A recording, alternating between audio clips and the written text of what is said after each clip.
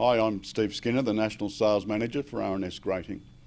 We're delighted to be presenting at Transform 2021 and would like to take this opportunity to discuss the importance of manufacturing in Australia and showcase our operations and capacity to produce products right here at home. The challenges of 2020 and the ongoing global distribution challenges caused by the pandemic have demonstrated the advantage of Australia having the capacity to manufacture locally. Local manufacturing just doesn't keep people in jobs, it drives innovation and supports a diverse and sustainable economy. Let's take a look.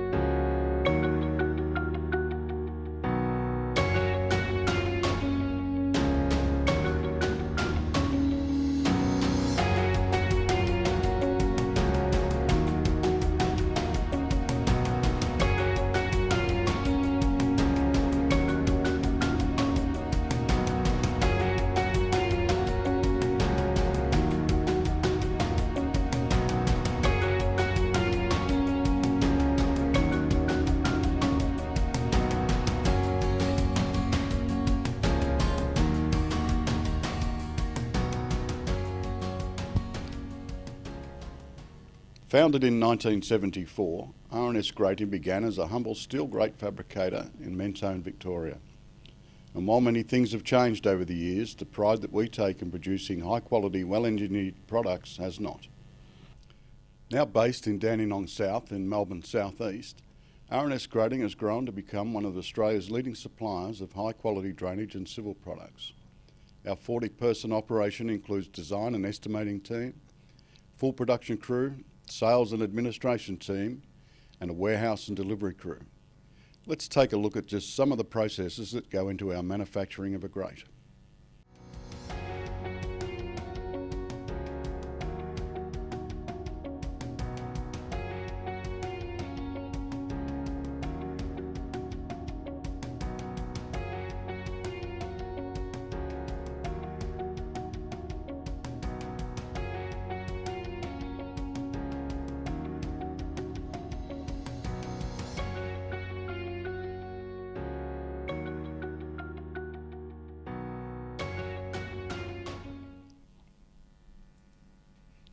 While a steel grate might seem like a simple and easy to manufacture product, producing a high quality grate that is fit for purpose for half a century or more requires a little more than in care and design and experience in fabrication.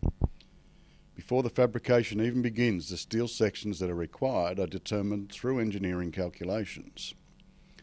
The art of making a quality grate is to ensure an efficiency of design that does not compromise strength. R&S Grating's signature product, the weave grate, is a triumph of this. Designed right here in Australia, the weave grate is now used extensively throughout Australia's road and freeway network, offering a strength to weight ratio that is simply cannot be matched by traditional grate designs. After the design and planning phase, manufacturing can commence. Cutting lists are prepared for all jobs. In the first phase of production, the required materials are collected by the steel cutter.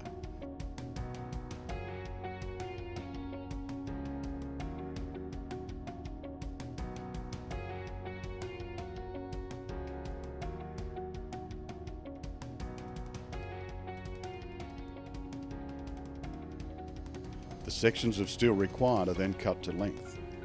Here, the first of many quality control inspections begin, with the lengths being checked against the permitted tolerances.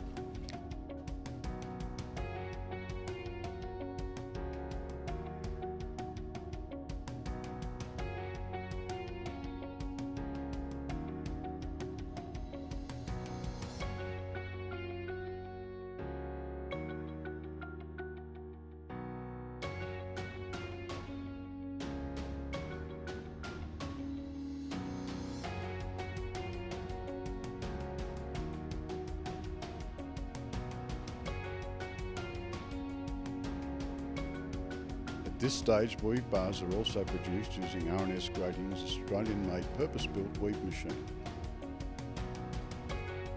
Packers are used to achieve required bar widths. Again, the weave bars are checked against all permitted tolerances.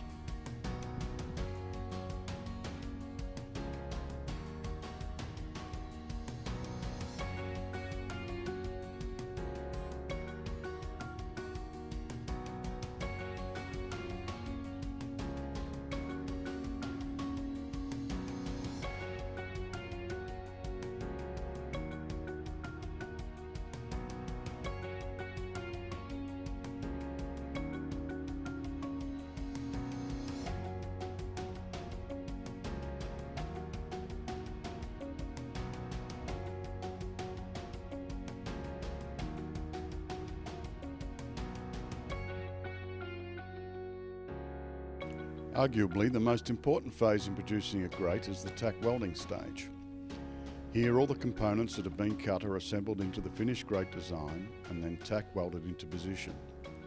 At this stage, the grate obtains its shape and size, which cannot be altered in later stages. Again, the grate is quality control inspected to ensure that it is within the permitted tolerances.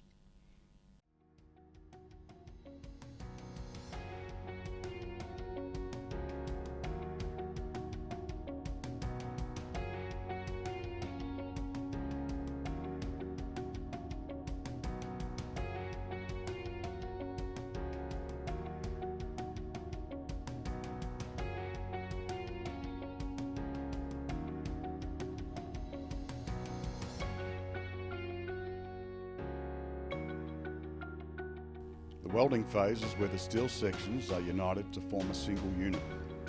The welds are what provide the strength of the steel fabricated grate, and so great attention is paid to the quality of the welding.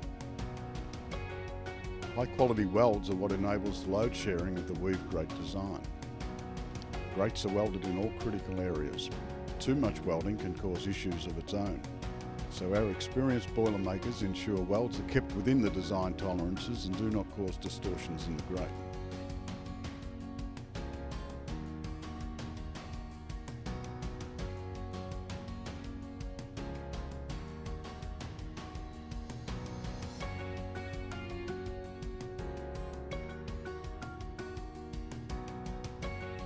Now it's time for the grate to head off for galvanising.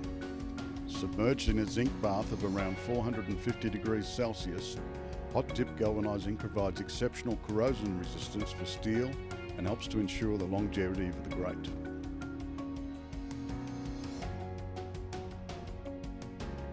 After galvanising, the final stages of the production begin, such as cleaning any galvanising dags and retapping bolt downholes.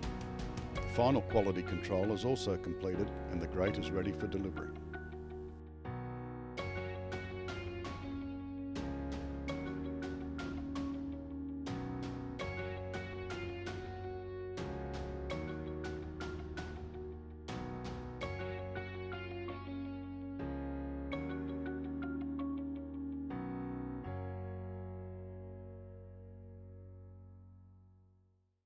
Now that we've had a look at what manufacturing in Australia looks like, let's have a look at the state of the manufacturing in this country and where it might be headed.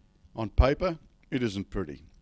Over the last 30 years, manufacturing's contribution to Australia's GDP has shrunk from a little under 14% in 1990 to now under 6%, with the long-term trend pointing strictly in one direction. So why has manufacturing declined so much in Australia? The 1970s saw the beginning of the decline. Australian manufacturers began to struggle to compete with low-cost imports. In particular, Japan began to export cheap textiles and clothing, and eventually electronics and cars. In the 1980s, the Chinese economy was open to global trade. Since the 80s, China's GDP has continued to grow by between 5 and 10% annually, being driven by increasing exports. Australia's manufacturers struggle to compete with the low labour and very low energy costs that benefit the Chinese manufacturers. It is important to note that while manufacturing's contribution to GDP is on the decline, Many other sectors of Australia's economy have continued to grow, and overall Australia has enjoyed a sustained economic growth for 3 decades that has only recently been faltered by the COVID-19 pandemic. This includes the retail and service sectors, with cheaper imports driving consumerism. One of the biggest advantages of local manufacturing is the ability to design, develop and manufacture prototypes for testing. R&S Grating is no stranger to product testing. In addition to the testing requirements of our guided standard AS3296, R&S Grating take a great deal of pride in dynamic testing, ensuring the longevity of our products. One of the most extreme examples of our testing is the full-scale hydraulic capacity testing conducted for us at the University of South Australia. The testing rig, the only one of its kind in the Southern Hemisphere, is a 17 metre by 3.2 metre roadway surface simulation, capable of adjusting between 0 and 16% slope and between 0 and 5% crossfall, while releasing up to 330 litres a second of water. The supplied water is caught by the grate and channel into the capture tray or overflows into the bypass tray, where the capture results are being recorded. The results for the weave grate are impressive.